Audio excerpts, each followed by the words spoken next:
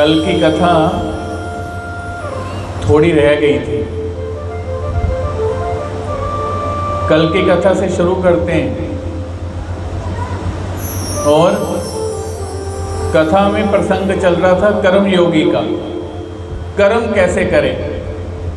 सबसे पहली बात यह है कि हम जहाँ बैठे हैं, जिस जगह बैठे हैं, वहाँ पे आस्तिकता होनी बहुत ज़रूरी है। आस्तिकता मतलब हमारी आस्था होनी बहुत ज़रूरी है। अगर हमारी आस्तिकता नहीं तो हम कहीं भी बैठे हो, हमारा ध्यान वहाँ जुड़ नहीं पाता। और कथा में बात क्या चल रही है? कर्मणो है अपि बोधव्यम बोधव्यम च विकर्मणा अकर्मणस्य बोधव्यम गहना कर्मणो गति। एक स्कूटर रिपेयर करने वाले से मर्सिडीज की रिपेयरिंग करानी बहुत मुश्किल है। स्कूटर रिपेयरिंग करता है, हमने कहा मर्सिडीज की कंपनी में इसे दाखिल कर दो, ये अब मर्सिडीज की सर्विस करेगा। वो कैसे कर लेगा मर्सिडीज की सर्विस? जिसने घर में 4 आदमियों का खाना बनाया हो, 200 आदमियों का खाना कैसे बना लेगा? उसके लिए उतना ही अनुभव चाहिए, उतनी क्षमता चाहिए, उतना ही अनुभव, उतनी क्षमता।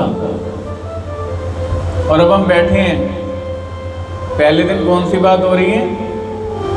बात चल रही है कर्मों की। आप, मैं, सब जो भी इस दुनिया में है, पशु पक्षी जीव जंतु को छोड़कर, ढोर कहते हैं ना, ढोर, ढोर को छोड़कर जो मनुष्य योनि में है, स्त्री योनि में है, स्त्री वैश्य स्था शूद्र से भी यान्ति पराम गतिम। गीता में भगवान श्री कृष्ण जी कहते हैं स्त्री भी परम गति को प्राप्त कर सकती है। और अब बात किस पे चल रही है? चल रही है कर्मों पे चल रही है। और ये कथा का आयोजन क्यों किया? कि शायद कोई एक मनुष्याणाम सहस्रेषु कश्चित् यतति सिद्धया यततामपि सिद्धानाम कश्चिन् मा वेति तत्वता। इस कथा का आयोजन सिर्फ एक ही भाव से किया गया है। सबसे पहला सुख शांति।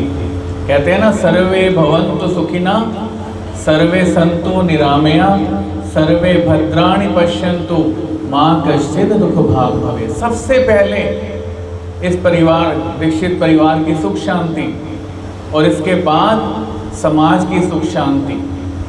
अब समाज की सुख शांति में हम सब आके बैठ गए और बात हम किस पे कर रहे हैं? कर्मों पे। और कर्मों पे बात करने के लिए पहले चेतना जगानी जरूरी है। कर्म क्या है? पलक झपकी कर्म है, कुछ मन में सोचा कर्म है, कुछ मुंह से बोला कर्म है। और इसी कर्मों का फल प्रत्येक जीवन में हमें भोगने को मिलता है। अब कल बात चल रही थी, राजा भरत ने अपनी गद्दी अपने बच्चों को नहीं दी। किसको दे दी? ऋषि भारद्वाज को दे दी। बड़े ध्यान से सुनना है। अक्सर हम क्या कहते हैं? गुरुजी, महात्मा जी, साधु संत जी, हम तो गृहस्थी हैं, आपने तो घर बार छोड़ दिया, आप तो घर से मुक्त हो गए, आपने तो रिश्ते छोड़ दिए, हमें तो रिश्ते संभालने हैं।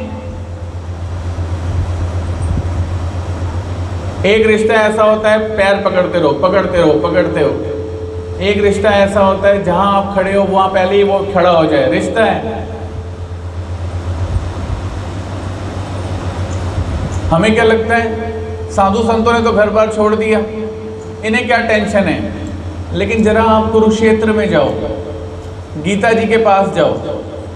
गीता जी किसको सुनाई जा रही है? सन्यासी को, साधु को सुनाई जा रही है, गृहस्थ आश्रमी को सुनाई जा रही है।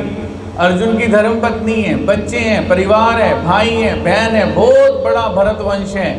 उस अर्जुन को गीता सुनाई जा रही है। कौन है? गृहस्थ आश्रमी है, सन्यासी नहीं है। और भगवान श्री कृष्ण से कह रहे हैं कि जन्म लेते सार ही तुझे कर्म करना होगा। और कहते हैं 8 वर्षों के बाद कर्म लगना शुरू हो जाते हैं। लेकिन हम ये कर्म क्यों कर बैठते हैं? बोलते तो यही है, गुरुजी हम गृहस्थ आश्रमी हैं, गृहस्थी हैं, कर्मों से बच थोड़ी सकते हैं, कैसे बचें? तो इसी प्रसंग को आगे जोड़ते हुए याद रखना, कुछ लोगों के लिए कथा क्या होती है? एंटरटेनमेंट होती है। कथा सुनो, कथा सुनो। बचपन में गुरुजी एक बात बताते थे जो शास्त्रों में लिखी हुई है। एक बात याद रखना, जो भी यहाँ कथा में बोला जाएगा उसका लॉजिक होगा, उसका सिद्धांत होगा, उसका तत्व होगा। मैंने बचपन में एक कथा सुनी, एक साध्वी कथा सुना रही थी। मैं भी खड़ा हो गया, कथा सुनने का बचपन से शौक था। कथा सुनाते सुनाते साध्वी ने कहा, कृष्ण भगवान ने जब पूतना को मारा तो जहां उसका कान तोड़ के फेंका वहां कानपुर बन गया, जहां उसका नाक तोड़ के फेंका वहां नागपुर बन गया, और जहां उसका हाथ तोड़ के फेंका वहां हाथरस बन गया। लोग ताली बजाई जाए, बड़े खुश। मैं भी बड़ा खुश, वाह भाई, मुझे तो पता ही नहीं था भगवान ने नाक भी तोड़ी, हाथ भी तोड़ी, कान भी तोड़ा। कथा है, कई लोगों के लिए क्या है? एंटरटेनमेंट है। लेकिन कई लोगों के लिए गीता की वाणी है, जीवन को बदल सकती है, मन और शरीर का भेद कर सकती है, आत्मा को अलग दिखा सकती है, इंसान के अंदर ज्ञान की जोत जगा सकती है। ये कथा है। और जब पूतना वध मैंने पढ़ा ग्रंथ में, तो सिर्फ भगवान ने जब उसका दूध पिया, जहर के साथ दूध पिया और उसे वहीं पर ख़त्म कर दिया, उसकी प्राण आत्मा ही खींच ली। ना हाथ तोड़ा, नाक तोड़ा और ना कान तोड़ा। अब कथा चल रही है, कथा बहुत जिम्मेवारी का विषय है। तो कथा क्या है? कथा है पुरुषार्थ की, ये स्वार्थ की परमार्थ की। कथा है पुरुषार्थ की। पुरुषार्थ की मतलब सबसे पहले इस कथा पे चलने के लिए पुरुषार्थ करना पड़ेगा। बाहर वालों से नहीं, अपने आप से लड़ना पड़ेगा। अंदर से शोर हो रहा है, अंदर से, बाहर लड़ रहे हो, अंदर तो लड़ लो पहले।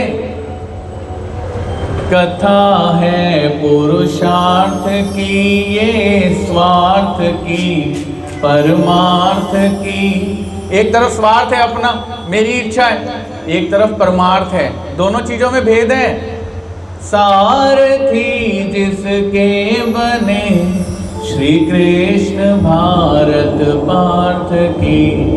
अरे श्री कृष्ण भगवान की है, और उनका जो पीछे बैठा हुआ वो अर्जुन है।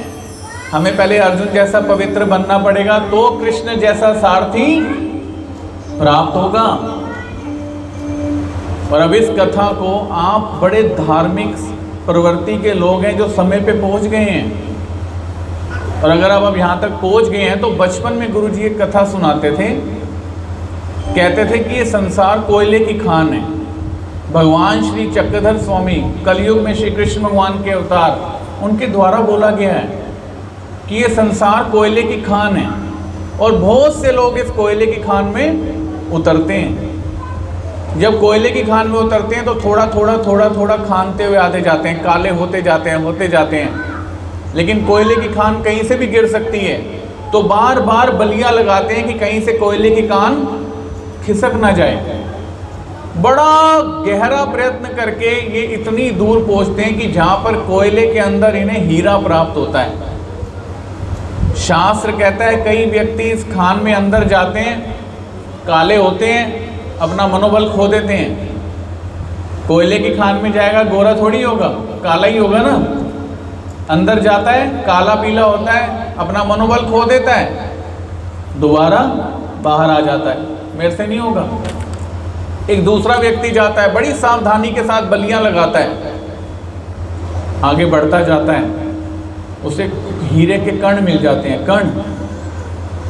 एक और व्यक्ति होता है, बड़ी सावधानी से मेहनत करते हुए बहुत दूर जाता है।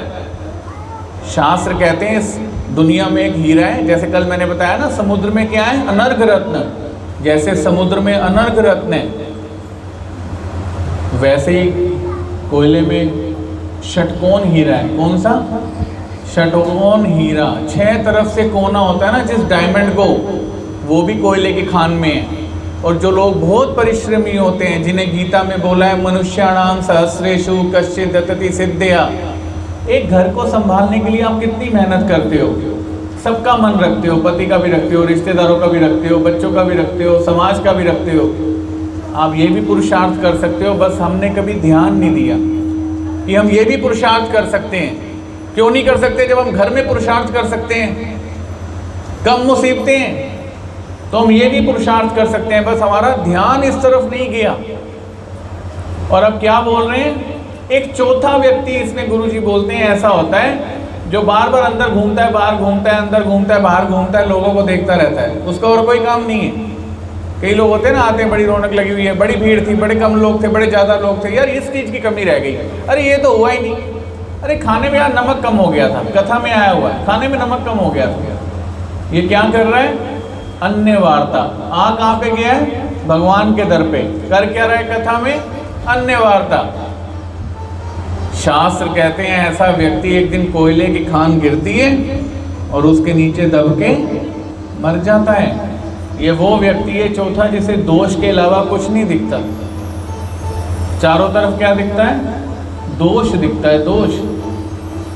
तो अब अगर आ गए सत्संग में, कथा में आ गए, पुरुषार्थ करना पड़ेगा, किसी और से नहीं, अपने आप से लड़ना पड़ेगा। भगवान श्री कृष्ण जी कहते हैं यदा यदा हि धर्मस्य ग्लानिर्भवति भारत।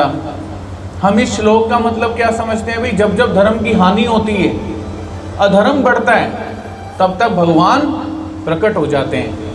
अब धर्म की हानि भी नहीं है, अधर्म भी नहीं इतना बड़ा हुआ, तो इस श्लोक का क्या मतलब है?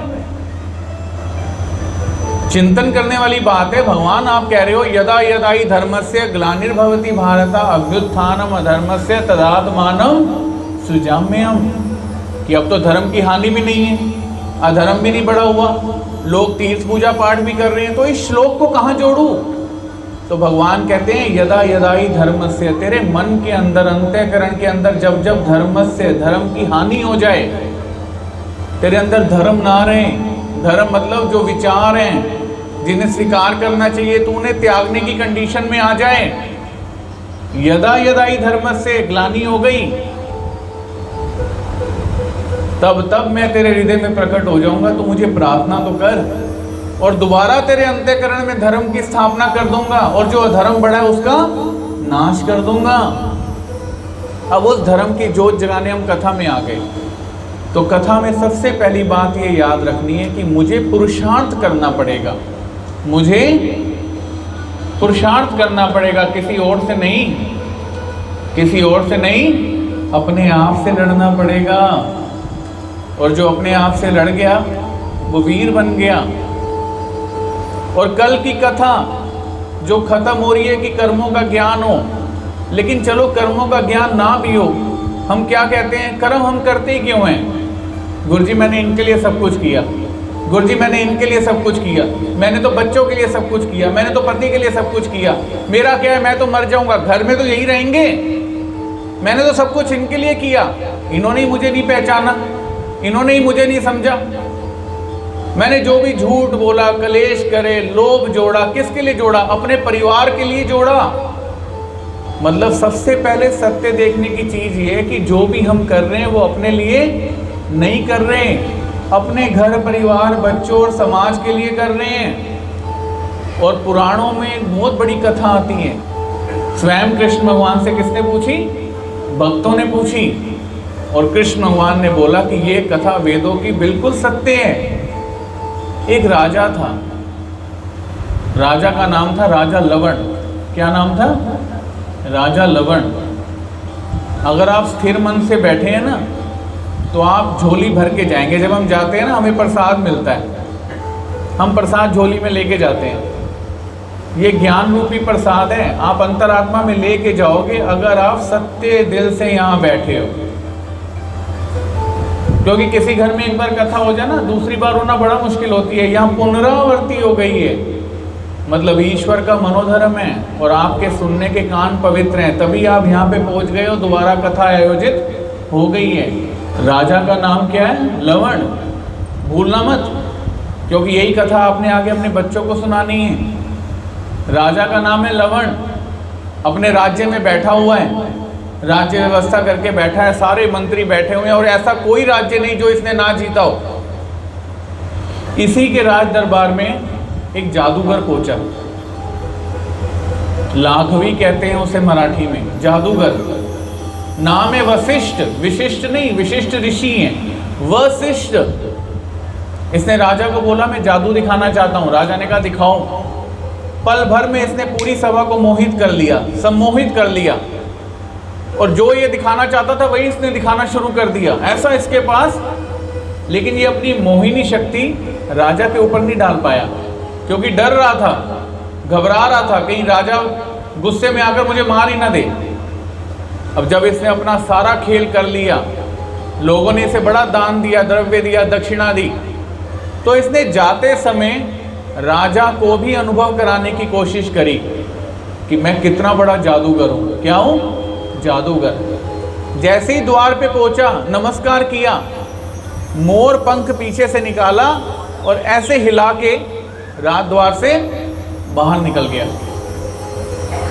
जाते हैं ना मंदिर में, कहते हैं झाड़ा कर दो, तो झाड़ा कैसे करते हैं? वो मोर पंख निकालते हैं और पूरे सर पे, ये उसी मोर पंख को घुमा के निकल गया बाहर। जैसे ही निकला राजा मोहित हो गया। अब तक राजा मोहित नहीं हुआ था, क्योंकि इसने किया नहीं था, भयभीत था। सत्य बोलूं ना बोलूं, आज के ज़माने में सबसे बड़ा भय ये है, इसको सत्य बोलूं ना बोलूं, नाराज हो जाएगा, गला पकड़ लेगा, मार देगा, ऐसा कर देगा, वैसा कर देगा, इसलिए इसको सच मत बोलूं। मैं सुंदर हूँ, तू बहुत सुंदर है, तू बहुत अच्छा है, तेरे से बढ़कर तो इस संसार में कोई है ही नहीं। ऐसे उत्तम शब्दों को बोलना पड़ता है, लेकिन सत्य नहीं बोलना पड़ता। अब ये निकल गया मोर पंख घुमा के। राजा लवण को निद्रा आ गई। राजा लवण देखता है निद्रा में, एकदम उसके राज्य में पारधी आए हैं। पारधी मतलब शिकारी। ये उसी समय अपने राज्य दरबार से बाहर निकलता है, घोड़े पे बैठता है, और किनके पीछे लगता है? पारधियों के पीछे। पारधी मतलब शिकारी, जो इसके राज्य में घुस आए हैं। आंखें बंद हैं, सपना देख रहा है, सपना। बहुत आगे पहुंचता है, पारधी भाग जाते हैं। एक दूसरी तरफ से सुअर निकलते हैं। कौन से? जंगली सुअर, जो खेतों को नष्ट कर देते हैं। अब इसकी दिशा बदलती है, ये उसी घोड़े पे भागता भागता भागता किसके साथ चल जाता है? उन सुअरों को अपने राज्य से बाहर करने। बहुत बड़ी जाली आती है, एक ऐसी जगह आती है जहाँ चारों तरफ पेड़ ही पेड़, पेड़ ही पेड़, सारे के सारे सुअर उसके अंदर। ये देखता है वो चले गए हैं। ये जैसे ही मुड़ता है, अब घोड़ा इतने वेग से भागता है तो जो इसका घोड़ा है वो बेकाबू हो जाता है। इतनी जोर की भागता है, जोर की भागता है कि इसके हाथ में नहीं रहता। अब ये अपनी जान घोड़े से छुड़ाने के लिए सामने वृक्ष आता है, वृक्ष को पकड़ता है, घोड़ा निकल जाता है। लेकिन इतनी अवस्था में ये राजा लवण ये भूल जाता है कि मेरे मार्ग का अब रास्ता, मेरे राज दरबार का रास्ता कौन सा है। रात हो चुकी होती है। राजा लवण को अकेले भय प्रतीत होने लगता है। किसी तरीके से रात गुजारता है जंगल में। कहाँ गुजारता है? जंगल में। सुबह होती है, प्यास से मन घबरा रहा होता है, बड़ी तेज प्यास है, जंगल ही जंगल चारों तरफ। थोड़ी दूर पैदल चल के देखता है एक शूद्र कन्या, शूद्र 4th क्लास, ये शूद्र कन्या पानी लेके जा रही होती है। और ये कौन है? क्षत्रिय। ये उसे कहता है मुझे जल तो पिला दो। अब वो इसे कहती है मैं महार मतलब शूद्र, तुम क्षत्रिय, मेरे हाथ से पानी पियोगे? उसने कहा इस शरीर के बाद भी ये बातें रह जाएंगी? नहीं रहेंगी, तुम मुझे पानी पिला दो। उसने कहा पानी पिलाने की एक शर्त है, अगर तुम मुझे धर्मपत्नी रूप में स्वीकार करो तो मैं तुम्हें पानी पिला दूंगी। राजा ने कहा ठीक है, मैं तुम्हें धर्मपत्नी स्वीकार करता हूँ, पानी तो पिलाओ। अब वो उसे पानी पिलाती है। पानी पिलाने के बाद अपने साथ अपने घर ले जाती है। राजा है राजा, कथा को बड़े ध्यान से सुनना। स्वप्न में है और वशिष्ठ लाघवी मतलब जादूगर इसकी आंखों के आगे ऐसा पर्दा डाल के गया है कि अब इसे कुछ नहीं समझ आ रहा। स्वप्न में है। और जो ये कहते हैं ना कि गुरुजी हम तो गृहस्थ आश्रमी हैं, हमने तो बच्चों के लिए किया, माँ बाप के लिए किया, परिवार के लिए किया, जो भी किया इन सब के लिए किया, उनकी अवस्था बताती है ये कथा, जो स्वयं कृष्ण भगवान ने बताई है कि बिल्कुल सत्य है। अब ये राजा लवन जब महारों के घर में पहुंचा, उसके पिता को पता चला मेरी पुत्री ये जोड़ लाई है, जैसे सत्यवती ने कल शांतनु जोड़ लिया, एक जात पात के नहीं है, वो बहुत ऊंचे हैं, ये बड़े साधारण हैं। पिता ने आशीर्वाद दिया, एक और झोपड़ी बना दी। राजा था अजय दीक्षित, राजा था वो राजा। कहाँ पे पहुंच गया? झोपड़ी में पहुंच गया। इसका विवाह हो गया, 3 बच्चे हुए। कितने? 3 बच्चे। 12 साल रहा वहां पे। कितने साल? 12 साल। 12 साल के बाद दुष्काल पड़ा। दुष्काल पड़ा तो अपनी बीवी बच्चों के साथ वहां से निकला। दुष्काल में कुछ प्राप्त नहीं हुआ तो पहले एक बच्चा मरा, फिर दूसरा बच्चा मरा। रास्ते में प्यास से व्याकुल, अब ग्रामांतर कर रहे हैं, गांव छोड़ रहे हैं, कहीं तो जीवन की व्यवस्था हो। अब अपने बच्चे और बीवी के साथ एक ऐसी जगह पहुंच गया जहां पे व्यवस्था नहीं हो पा रही। बीवी कह रही है मुझे प्यास लगी है, कहता अभी पानी लेके आता हूं। पानी लेने आया तो जब वापस पहुंचा तो वो बीवी और वो बच्चा, वो भी क्या हो गया? पूरा हो गया। अब इस राजा लवण ने जो स्वप्न देख रहा है, 12 वर्ष बीत चुके हैं, 3 बच्चों का बाप बन चुका है। इसने क्या सोचा, जब यही नहीं रहे, यही कहते हैं ना गुरुजी, परिवार ही नहीं रहा, बच्चे ही नहीं रहे, इन्हीं के लिए तो सारे पाप कमाए। नहीं तो छल कपट झूठ चोरी लड़ाई मैं तू अभिमान कहाँ रह गया? अब ये क्या कहता है, जब यही नहीं रहे तो मेरे जीने का क्या फायदा है? इसी अग्नि में इनके साथ अपने आप को समाप्त कर देता हूं। बस इतना सोचने की देर थी कि ये छलांग मारे। इसके प्रधानमंत्री ने इसे ऐसे हाथ लगाया, राजन। ये एकदम उठा, पूरा शरीर, सपने से उठते ना कई बार, पसीने पसीने पसीने पसीने शरीर हुआ होता है, मन घबराहट से भरा होता है। राजा ने उठते सार ही बोला मंत्री को, ये सत्य है या वो सत्य है जो देख के आ रहा हूं? मंत्री ने बोला क्या देख के आ रहे हो? कहते मैंने ऐसे देखा, ऐसे मेरे साथ घटित हो गया, घबराहट से भरा हुआ हूं, आओ मैं तुम्हें दिखाऊं। अब ये राजा अपनी गद्दी से उठा, बाहर गया, सबसे पहले घोड़ों के तबेले में गया। देखा तो वो घोड़े सारे थे, लेकिन वो घोड़ा नहीं था जिसपे राजा चढ़ के सुअरों के पीछे गया था ना, जंगली, वो नहीं था वहां पे। बहुत आगे पहुंचा तो मंत्री को दिखाता है, ये देखो घोड़े के पैर और वो देखो सुअर इस जगह से निकले थे। वहां से आगे पहुंचा, वहां पहुंच गया जहां पे वो लड़की मिली थी जिसने इसे पानी पिलाया था। अब मंत्री को गांव में ले गया तो वही लड़की का पिता सामने खड़ा है अपनी पत्नी के साथ। मंत्री उनसे सब कुछ पूछता है, कहते हाँ ऐसे ही हमारा दामाद हुआ करता था, लेकिन मर गया, दुष्काल में अपनी धर्मपत्नी के साथ गया, वहीं पूरा हो गया। अब राजा लवन अपने मंत्री को पूछता है, ये सत्य है जो ये बता रहे हैं, या जो मैं राजगद्दी में बैठा राजा लवण हूं वो सत्य है? मंत्री भी आश्चर्यचकित है, राजा लवण की तो अवस्था ही बदल चुकी है। अब राजा लवण पता है क्या कहता है, जीवन को सत्य मानूं या झूठ मानूं? इस जीवन को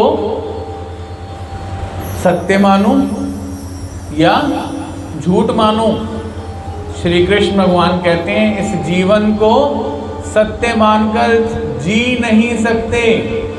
आज की कथा का सबसे बड़ा मर्म है, आप अपने घर जाके एक कॉपी पे लिख लेना, जब जब परेशान होना वो पढ़ लेना। कृष्ण भगवान बोल रहे हैं, मैं नहीं बोल रहा। इस जीवन को सत्य मानकर जी नहीं सकते और झूठा कहकर इसको त्याग नहीं सकते। इस जीवन को सत्य मानकर जी नहीं सकते और इसे झूठा कहकर त्याग भी नहीं सकते। आगे भगवान श्री कृष्ण बताते हैं इस जीवन का मर्म। हम कथा से उठेंगे कहाँ कहेंगे, घर जा रहा हूँ बड़े काम है, घर जा रहा हूँ बड़े काम है। उस समय यही सोचना है, इस जीवन को सत्य मानकर जी नहीं सकते और झूठ मानकर त्याग नहीं सकते। जैसे रात को बच्चा सोता है ना, तो सोते समय उसे लगता है मुझे बाथरूम आया है, मैं बाथरूम गया हूँ, बाथरूम होके हाथ धो के आके दोबारा सो गया हूँ। लेकिन जब सुबह उठता है ना वो, तो उसे दिखता है कि मेरे वस्त्र के ऊपर दाग पड़ा हुआ है, मैं बाथरूम नहीं जा पाया, मैं सोते सोते ही बाथरूम कर बैठा। ये उसे कब पता चलता है, जब वो सुबह उठता है। और अब ये जो निशान है ना कपड़े पे, ये कब हटेगा, जब इसको धोएगा। वैसे इस जीवन में आकर ये जो जीवन सत्य प्रतीत होता है, भगवान कहते हैं इसे सत्य मानकर जी नहीं सकते क्योंकि नष्ट हो जाएगा। लवण राजा वही कह रहा है, इसको सत्य मानूं कि उसको सत्य मानूं, थोड़े दिन में खत्म हो जाएगा। पानी केरा बुदबुदा आसमानस की जात, और देखत ही छिप जाएगा ज्यों तारा प्रभात। बड़ा अच्छा पुराना एक गाना है, जिंदगी को बहुत प्यार हमने दिया, मौत से भी मोहब्बत निभाएंगे हम, रोते रोते ज़माने में आए मगर हंसते हंसते ज़माने से जाएंगे हम। कभी देखा है किसी को हंसते हंसते जाते? इतना भार होता है छाती के ऊपर, प्राण नहीं निकल रहे होते। साधु संतों को कहते हैं गीता पढ़ दो, गीता पढ़ दो, इसके प्राण निकल जाएं। क्यों नहीं निकल रहे प्राण? क्यों फंस गए प्राण? सिर्फ इसलिए फंस गए, गुरुजी मैं गृहस्थाश्रमी हूँ, मैंने तो परिवार के लिए किया, मैंने तो इसका सोचा, मैंने तो उसका सोचा, और आखिरी समय में इतना तो करना स्वामी जब प्राण तन से निकले, गोविंद नाम लेके मेरे प्राण तन से निकले। अब इस बात का उत्तर कृष्ण भगवान दे रहे हैं गीता में। उन्होंने सुन लिया भजन, कहते हैं अंत काले च मामेव स्मरण मुक्त्वा कलेवरम। लेकिन अंतकाले च मामेव, अंतकाल में मेरा सिमरन करने पर इस शरीर से छूट जाएगा। लेकिन मेरा सिमरन होगा कब? जब पूरी जिंदगी मेरा नाम जपा होगा, तब अंतकाल में तुझे मेरी याद आएगी। नहीं तो जब मरने की अवस्था में बैठा होता है ना, आंखें ऊपर देख रही होती हैं, किसको देख रही हैं? दीवारों को, ऊपर अपने कमरे को, वहाँ पे जो मैंने एसी लगाया उसको, सबका सब यही, सबका सब यही। तो अगर कर्म योगी बनना है, एक बात याद रखना, आपको आदत डालनी पड़ेगी। आदत कैसे डालनी पड़ेगी? आपको रोज बोलना पड़ेगा। इसे डेवोशनल प्रैक्टिस बोलते हैं, डेवोशनल प्रैक्टिसेस, अभ्यास योग। अर्जुन कहते हैं महाराज मन को तो वश में नहीं किया जा सकता। भगवान कहते हैं बिल्कुल नहीं किया जा सकता, बड़ा मुश्किल है। लेकिन अभ्यासेन तु कौन्तेय वैरागेन च गृह्यते, अभ्यास करने से, प्रैक्टिस करने से, वैराग्य अपने दिल में लाने से, कुछ नहीं है मेरा, कुछ नहीं है मेरा, मर जाऊंगा मैं, मर जाऊंगा मैं, मर जाऊंगा, ऐसी बात अपने दिल को समझा के एक दिन तू योगी बन जाएगा, मर नहीं जाएगा, योगी बन जाएगा। और मरते समय जब हम पैदा हुए जग हंसे हम रोए, ऐसी करनी कर चलो, ऐसी करनी कर चलो, हम हंसे जग रोए।